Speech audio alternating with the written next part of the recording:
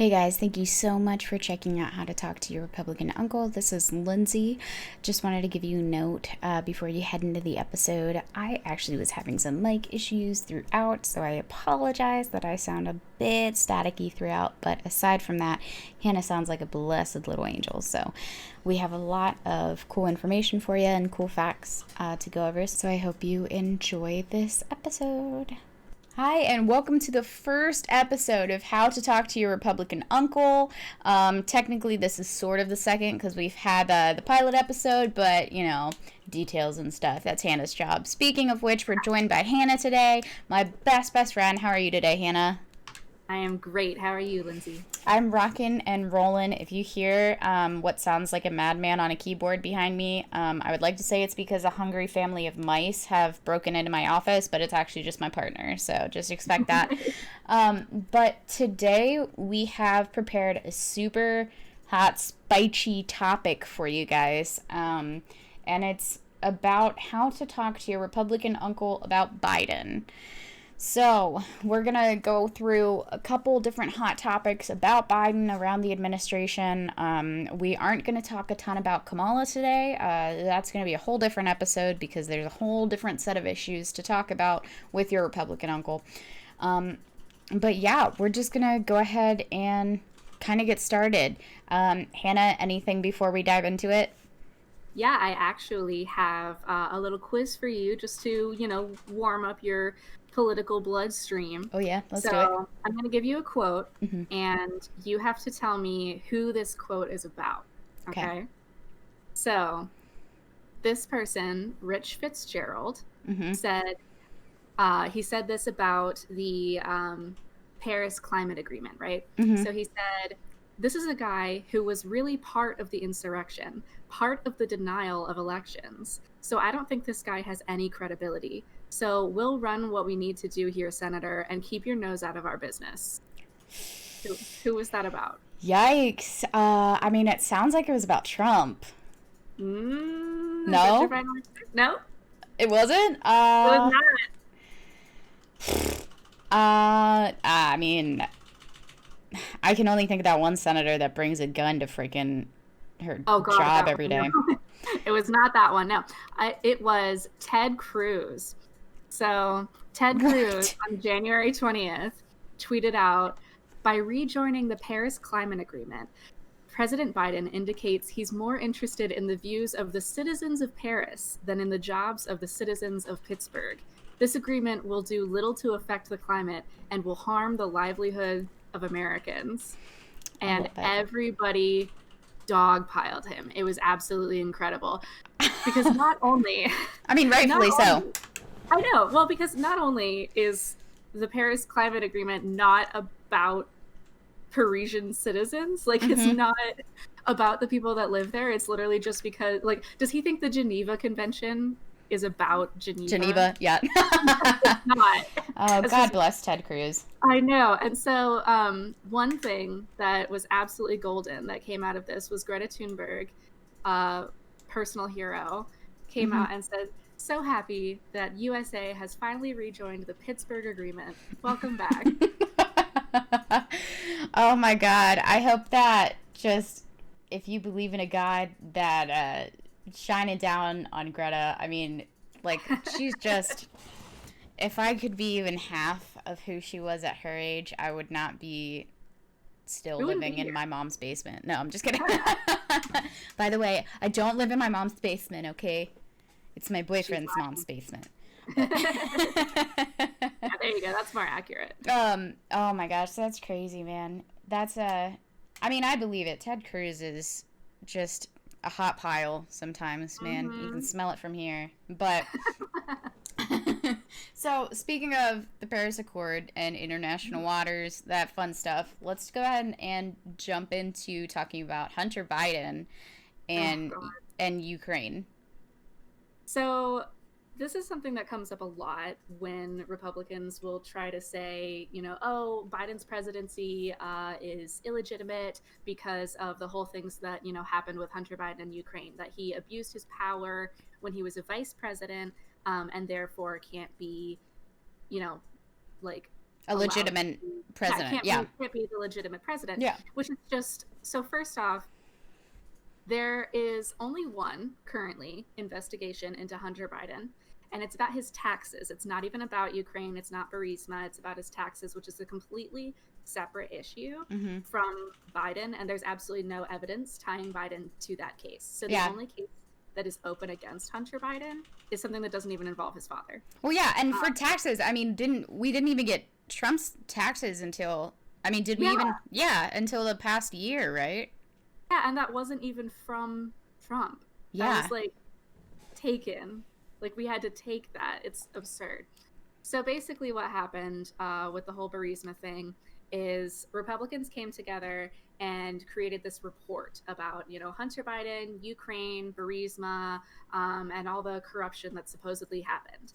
And so what I'm seeing from PolitiFact is, I'll quote it right here.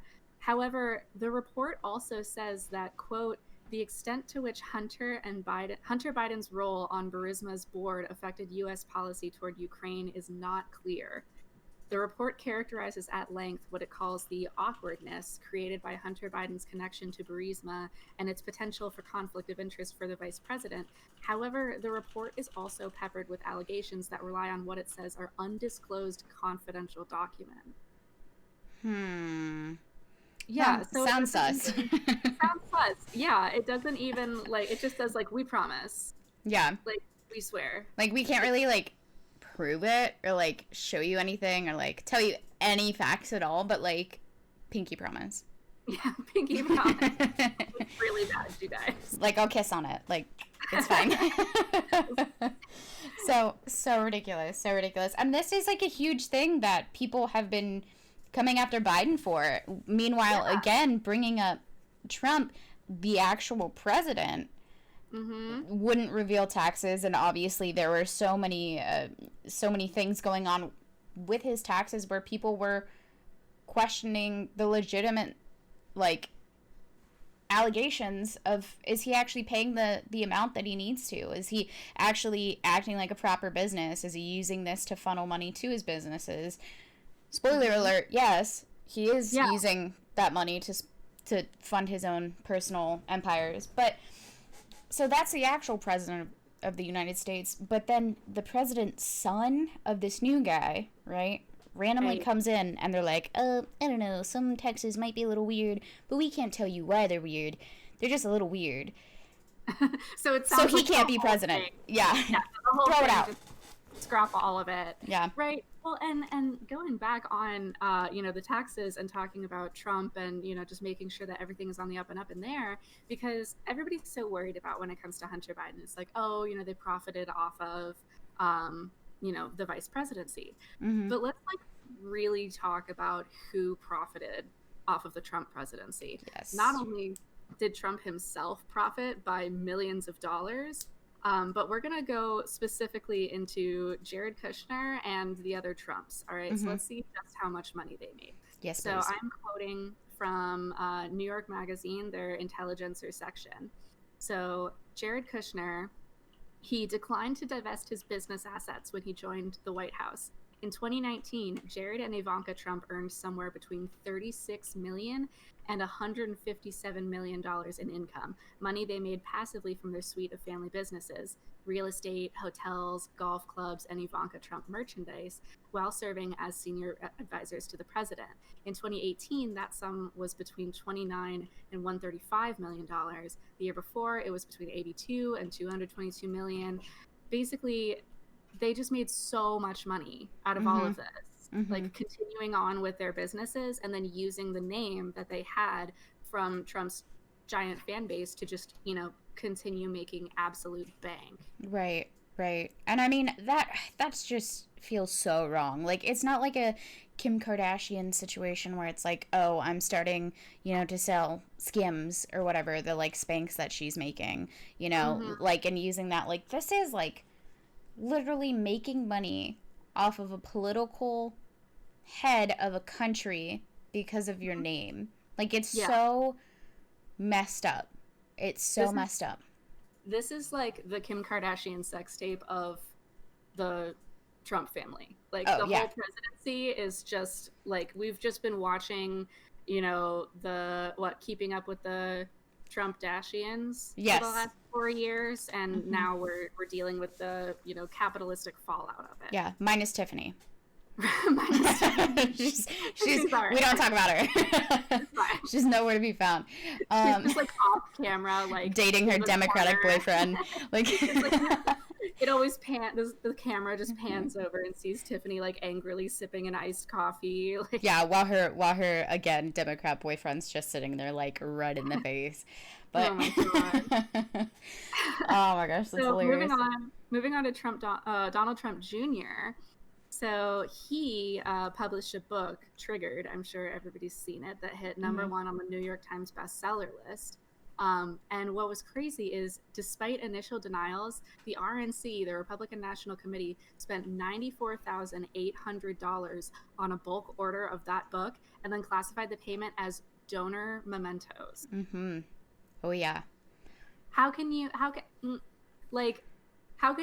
buy your own party's book, like your own like president's son's book, and then say, oh no, this is just for our donors, this is just a gift.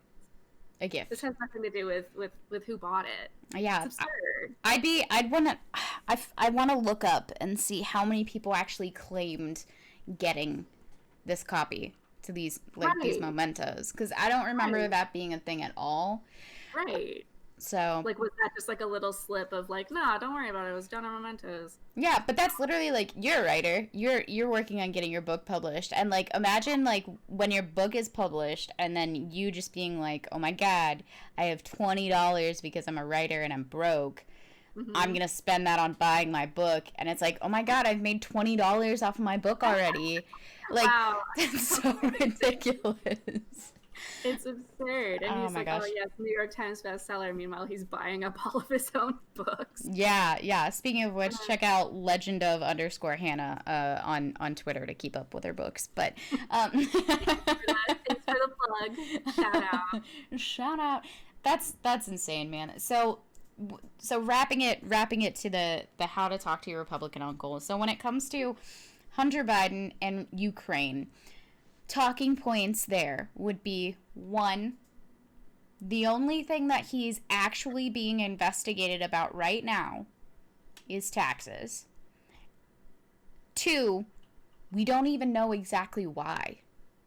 Yeah. Like, it's not even told to us why. 3, extremely limited information about all of this, and the only information that's alleging that like something was really wrong is like a partisan report citing confidential documents that are not included in that report. Like, it's just extremely sus, and you know, how can you delegitimize an entire presidency based on that? Yes. Yeah, I'm gonna need one of those like buttons that say like nut, that go like nut, but instead it says sus. Like, anytime something happens, I'm gonna be like sus. Or just like the Among Us like music when you get shot out. But yeah, so, and then point 3, if they're gonna say anything about taxes, then bring up their high alpha omega Don John Trump. Yeah, Don John Trump, which, speaking of which, total side note, I was just on Reddit, just cruising, you know, doing some undercover work, and someone was literally saying that Trump was placed in their life as a work of God. But anyway, so we'll get to religion and politics in another day. So, all right.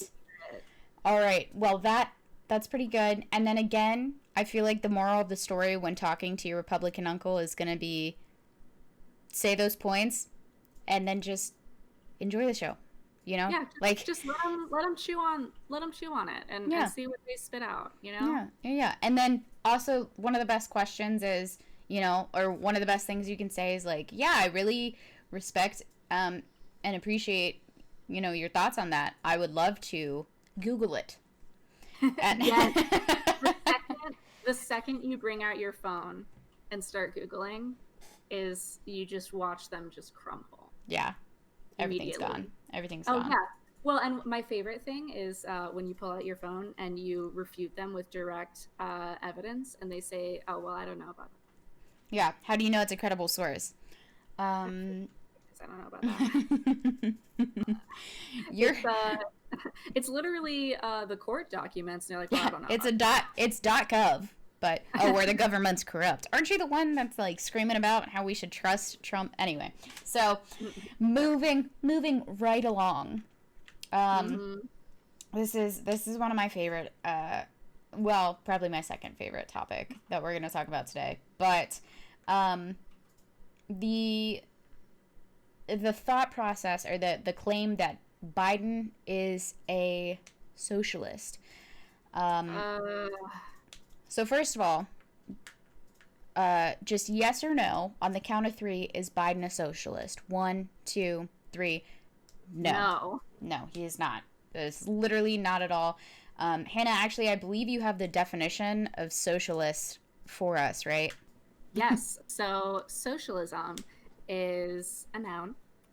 It is a political and economic theory of social organization which advocates that the means of production, distribution, and exchange should be owned or regulated by the community as a whole.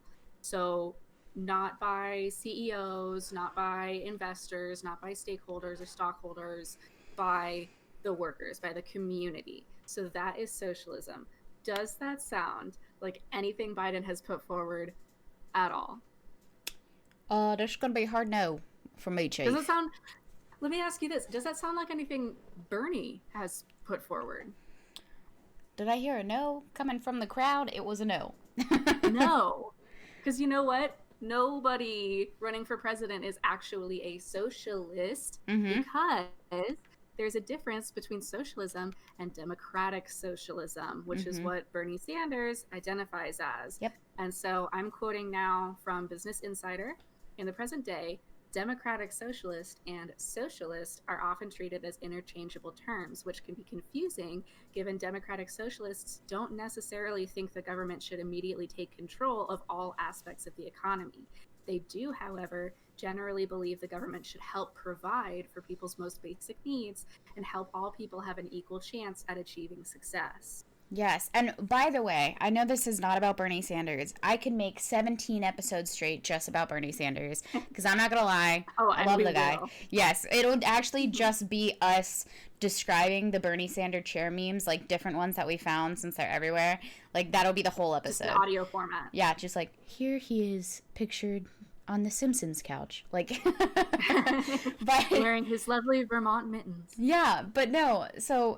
And it's so exciting because of his new position that Bernie just took up. Like, how does that not sound good for everybody? Like, no, the government should not take full control, but they should provide basic needs. Like, holy shit, how is that even debatable?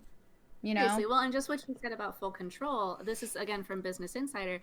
Democratic socialists also believe strongly in democracy and democratic principles. They are by no means proponents of authoritarian government systems many Americans associate socialism with. So, first of all, Biden's not a socialist. Second of all, Biden isn't even a democratic socialist. Even if he were, it's not the same as being a socialist, and it's not as quote unquote bad or scary as being a socialist. It doesn't have any of that authoritarian nonsense that all these people try to talk about. Yeah. So yeah, I will say from a marketing background, maybe the branding of having the same name, you know, I'm sure you guys didn't really think about that way back in the day, but anyway, so wrapping it back around, Biden is nowhere near a socialist. It's ridiculous.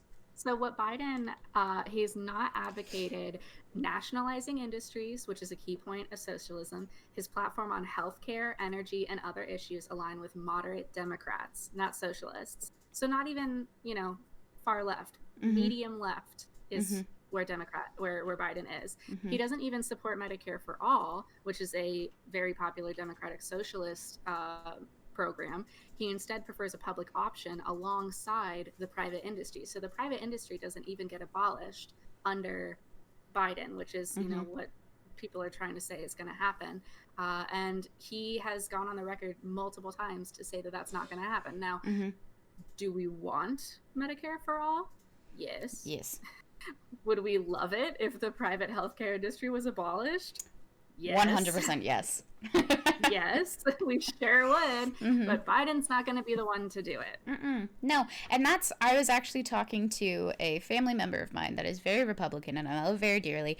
And I actually forgot to mention him in the pilot episode because it was our first episode and I was very nervous. And it's my stepdad. He's a very amazing guy, but he is like the closest Republican to me. So I'm probably going to reference him a lot.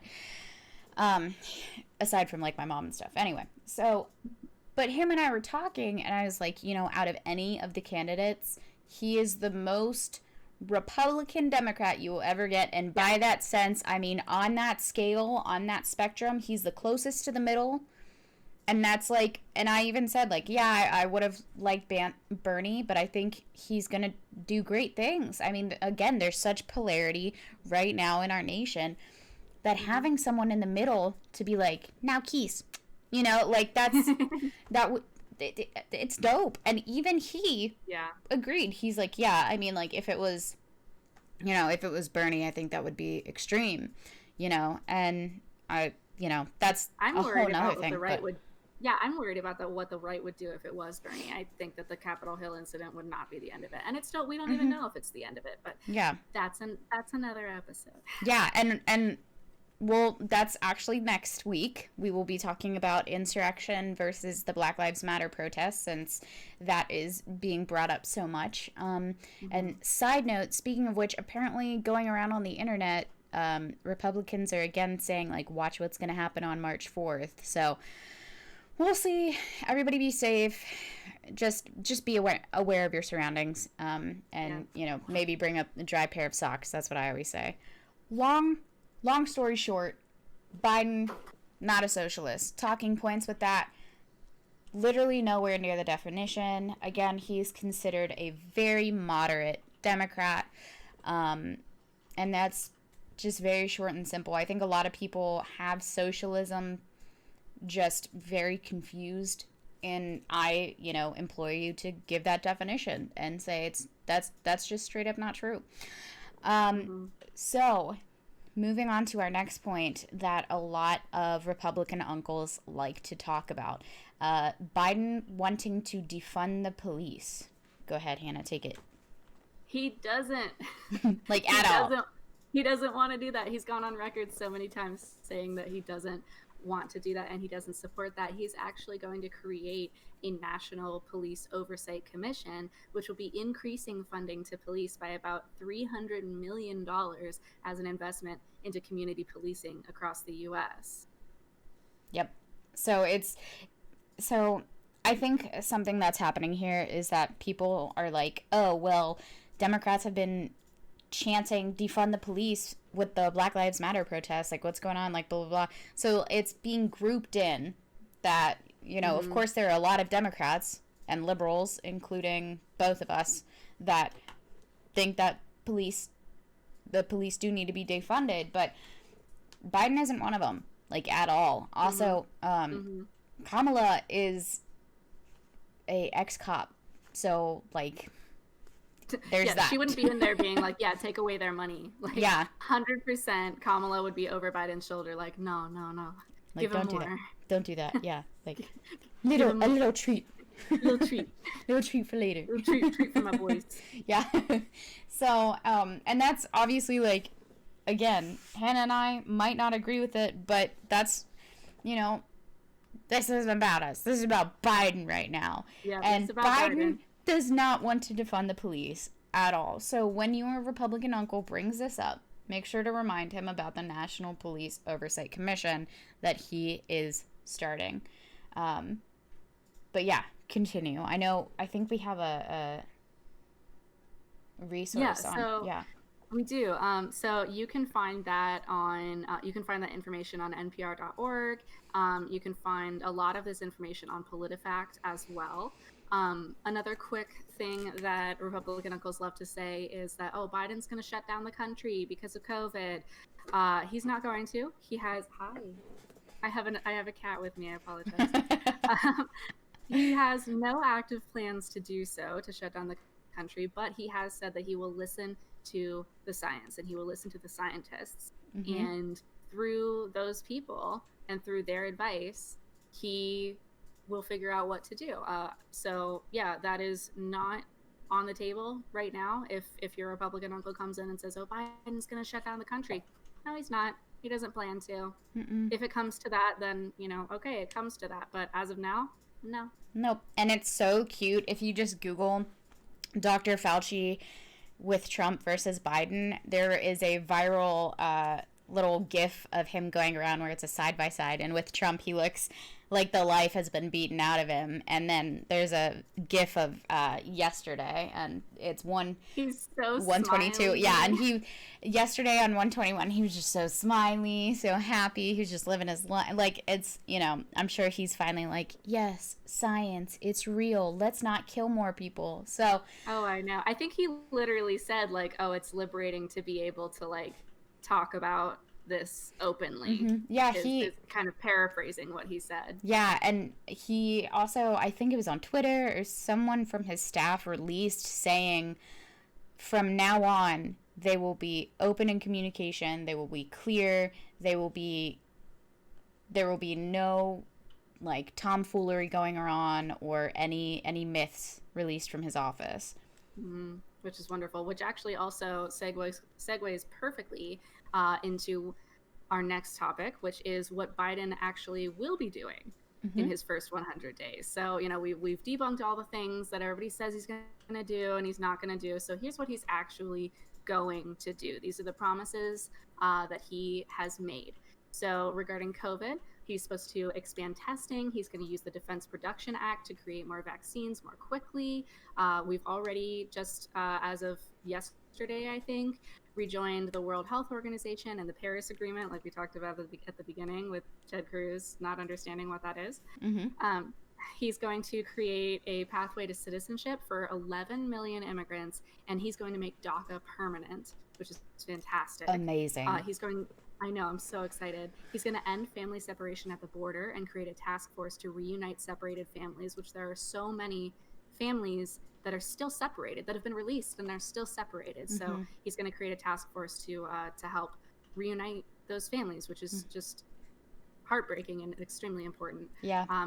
He's going to end the Muslim ban, although that will mostly apply post-COVID, once travel becomes more frequent. Mm-hmm. He's going to stop construction on the border wall, and that's been proven not to work because of the Capitol Hill riots where they climbed the wall. The wall, yeah, the literal walls. Also, side note about the Muslim ban, that's just so disgusting to me that was even a thing. I know. So disgusting. But that's a whole nother thing. There are so many moments just during the last 4 years where it's like, wow, that should have been the nail in the coffin, and it wasn't. How far we fell. But continue, please. Gosh. To remember. Yeah. Yeah.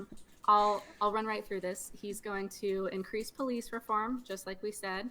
He's going to pass the Safe Justice Act, which will reduce the use of mandatory minimum sentencing for nonviolent offenses, and he will institute policies geared at lowering recidivism, which is extremely important because we have one of the highest recidivism rates in the developed world. Yes, and if you don't know what recidivism is, that is the return of someone who has gone to jail or prison, left and came back. That is kind of the really dumbed down definition of it, but it's very important, and that's, I'm sure, again, another thing that we're going to talk about, but it's pretty much our society has set it up that anyone that has ever had any charges on them ever is just screwed forever unless they have a lot of money.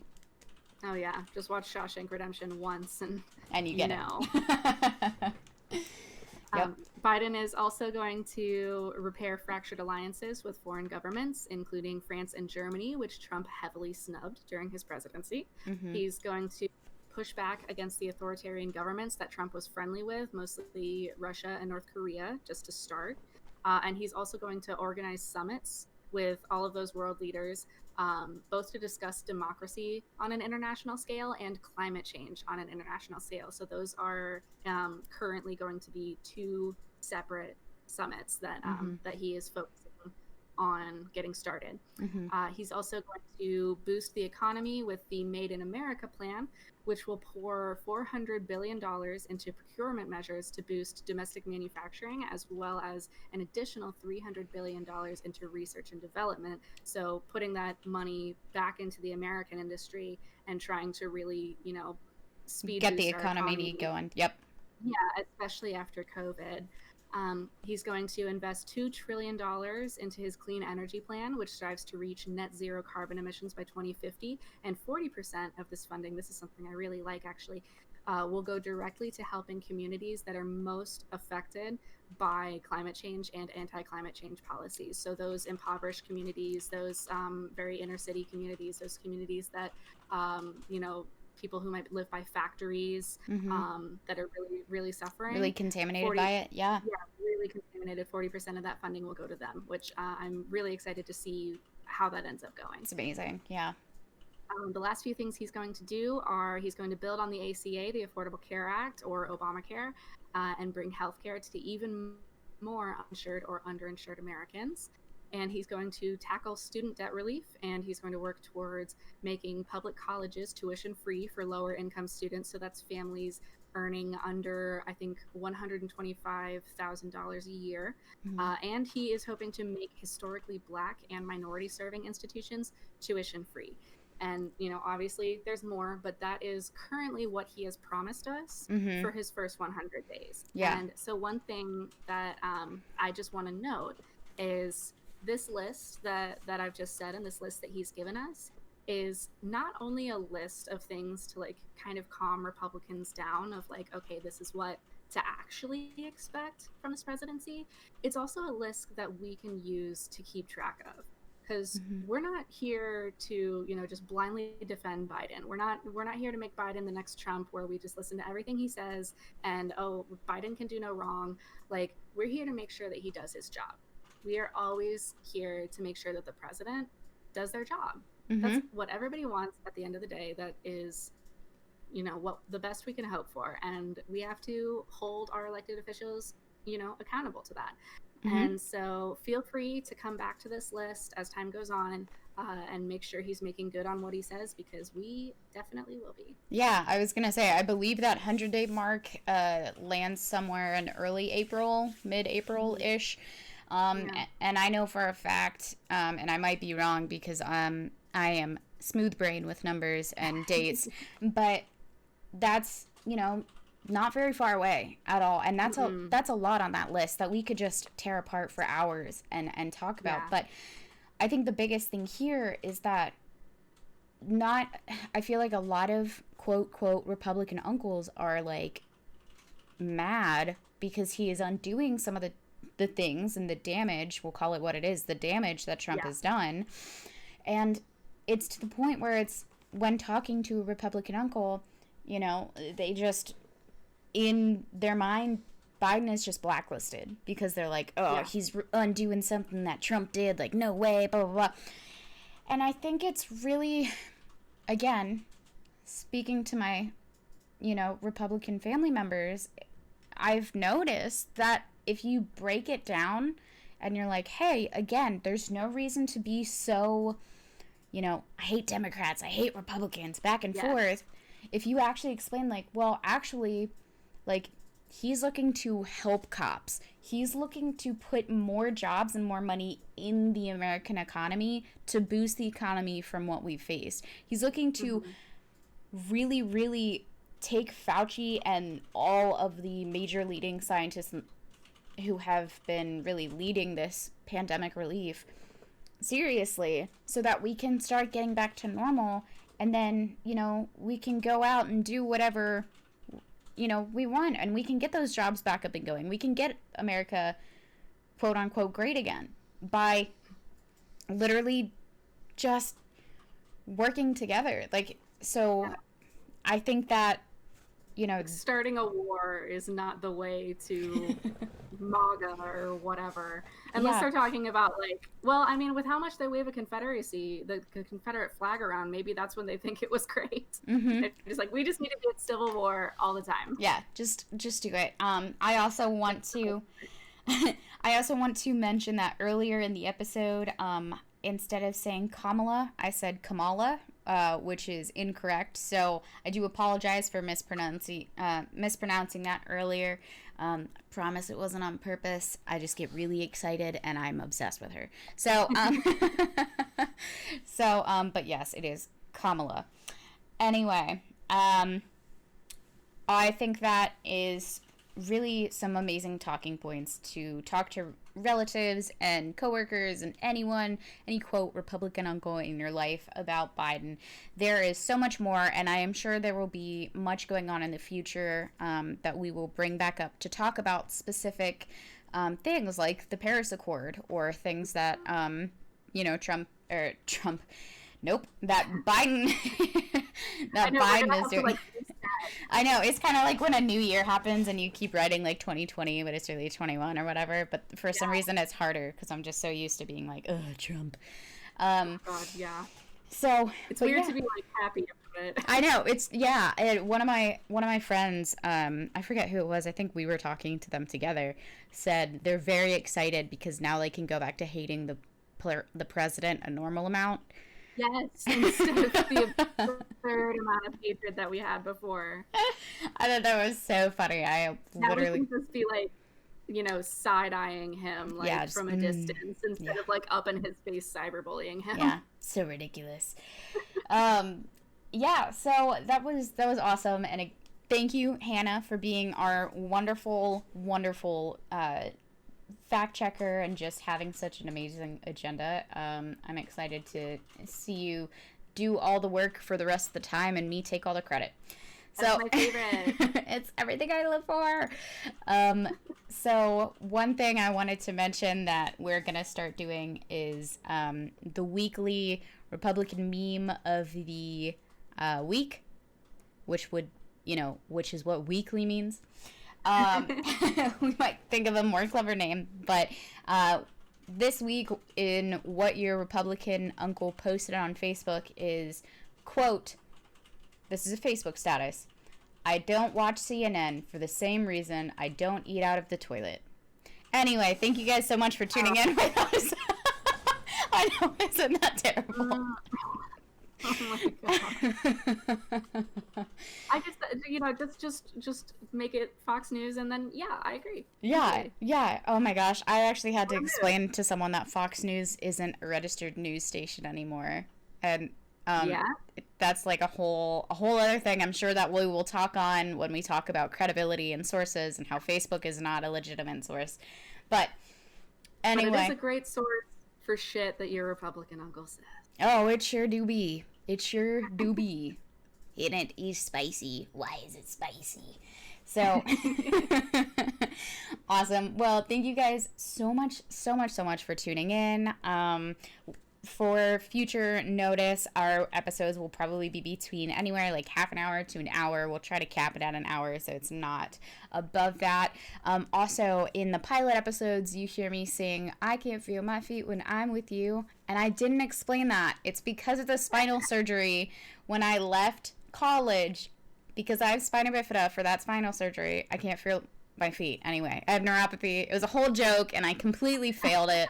I'm so upset. Oh, no. When I listened to that podcast, I'm like, God dang it. I just lost half of our audience within the first 20 seconds because they were like, she can't feel her feet. What? I'm out. I only talk to feet-feeling people. Unless you have a fully not handicapped body. Nah. So... ableist and proud. Yeah, for real. Oh, my God. But, so, just wanted to explain that. If you've made it all the way through and you heard the pilot, thank you so much. And you can make sure to follow us on all of our socials. Hannah and I both run the socials, so if you DM us, it's a dice roll of who's going to message you. You might get 2 messages at once from both of us, and if you do, I'll give you $5. I will PayPal you $5 if you can figure out who sent what message. But and for legal reasons, that was a joke. But